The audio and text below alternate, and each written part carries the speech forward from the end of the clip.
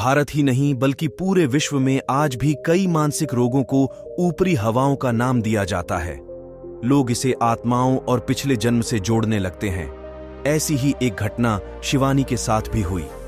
तो आइए जानते हैं आगे की कहानी शिवानी की जुबानी। हेलो दोस्तों, मेरा नाम शिवानी है। मैं कानपुर उत्तर प्रदेश की रहने वाली हूँ। मेरा जन्म सन 1990 में हुआ। मेरी माँ बताती है कि मैं बचपन में बहुत तेज थी। जैसे मैंने आम बच्चों की तुलना में जल्दी बोलना और चलना शुरू कर दिया था। जब मैं 3 साल की थी तो प्लेवे स्कूल जाने लगी और वही एक दिन स्कूल में मैं खेलते खेलते गिर गई। घर से मम्मी पापा को बुलाया, वो मुझे डॉक्टर के पास लेकर गए। डॉक्टर ने चेक किया, सब नॉर्मल था। कोई बुखार नहीं, कोई दूसरी बीमारी नहीं, बात आई गई हो गई। अब दूसरी बार ये तब हुआ जब मैं 5वीं क्लास में थी।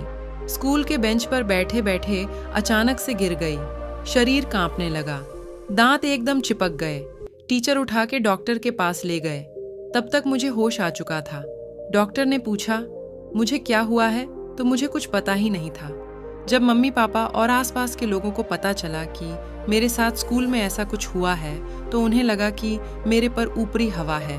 अब वो मेरी ऊपरी हवा हटाने के लिए भारत के कई राज्यों में लेकर गए और साथ साथ मेरा डॉक्टर के पास भी इलाज करवाते रहे। और फिर एक दिन डॉक्टर ने हमें दिल्ली में न्यूरोलॉजिस्ट के पास जाने को कहा। हम डॉक्टर से मिले और उन्होंने मेरी ECG की और फिर जब उसकी रिपोर्ट आई तो पता लगा कि मुझे मिर्गी की बीमारी है। डॉक्टर ने बताया कि मेरा दिमाग सामान्य से ज़्यादा तेज़ चलता है तो फिट पड़ जाते हैं।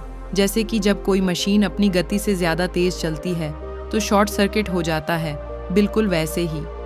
खैर, मेरा इलाज शुरू हो गया। मैं रेगुलर दवाई लेने लगी। उस वक्त मैं 14 साल की थी, काफ़ी कुछ समझने लगी थी। 3 साल रेगुलर इलाज और दवाइयाँ खाने से मैं थोड़ा स्लो हो गई।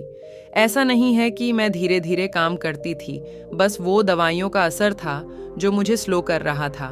लेकिन मेरे रिश्तेदार और आसपास के लोग अभी भी इसे ऊपरी हवा का नाम दे रहे थे। अब भी मेरे मम्मी पापा मुझे कभी पंजाब लेकर जाते तो कभी गुजरात। खैर, 14 साल की उम्र से 25 साल तक मुझे कोई फिट नहीं पड़ा। इस बीच मुझे हल्का सा भी बुखार होने पर मेरे मम्मी पापा मेरा पूरा ख्याल भी रखते और लोगों के कहने पर मुझे अलग अलग बाबाओं के पास भी ले जाते। अब मैं बिल्कुल सामान्य भी हो चुकी थी। मेरे पास अच्छी जॉब थी, मेरा अच्छा करियर था और फिर मेरी शादी हो गई। शादी के लगभग 1 साल बाद मुझे एक बहुत तेज फिट पड़ा। मेरे दांत आपस में चिपक गए, मेरा मुंह खुल नहीं रहा था और शरीर पूरी तरह से कांपने लगा। मेरे पति को अपनी इस बीमारी के बारे में मैंने पहले ही बता दिया था। मेरे पति इस बात को समझ गए और अगले ही दिन हम एक बड़े ही सीनियर न्यूरोलॉजिस्ट के पास गए। मैंने अपनी पुरानी रिपोर्ट्स उन्हें दिखाई और मेरा फिर से इलाज शुरू हो गया। पिछले कुछ सालों में मुझे एक भी फिट नहीं पड़ा और मैं बिल्कुल सामान्य हूँ। एक कंपनी में HR की पोस्ट पर काम कर रही हूँ और अपनी MBA भी पूरी कर रही हूँ। मुझे सही समय पर सही इलाज मिल सका, इसलिए आज मैं अपनी जिंदगी को खुलकर जी पा रही हूँ और इसका श्रेय मेरे परिवार को जाता है।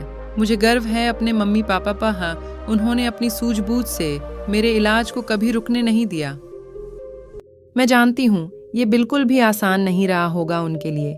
जब एक तरफ लोग मेरी बीमारी को ऊपरी हवा का नाम दे रहे थे, वो मुझे नियमित रूप से डॉक्टर के पास ले जा रहे थे।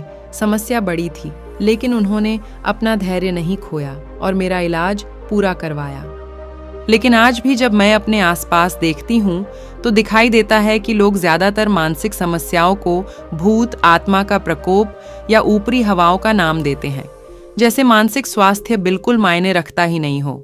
इसका एक कारण मानसिक रोगों के प्रति अवेयरनेस की कमी भी है। मैं उन लोगों से यही कहना चाहूँगी कि किसी भी निष्कर्ष पर पहुँचने से पहले एक बार डॉक्टर या एक्सपर्ट की सलाह ज़रूर ले। आई होप आपको समझ आ गया होगा कि ऊपरी हवाओं का नाम देने से पहले आप किसी अच्छे डॉक्टर को दिखा लें, क्योंकि हर सिक्के के 2 पहलू होते हैं। एंड आप वीडियो को लाइक करना मत भूलना। तब तक मिलते हैं अगली वीडियो में।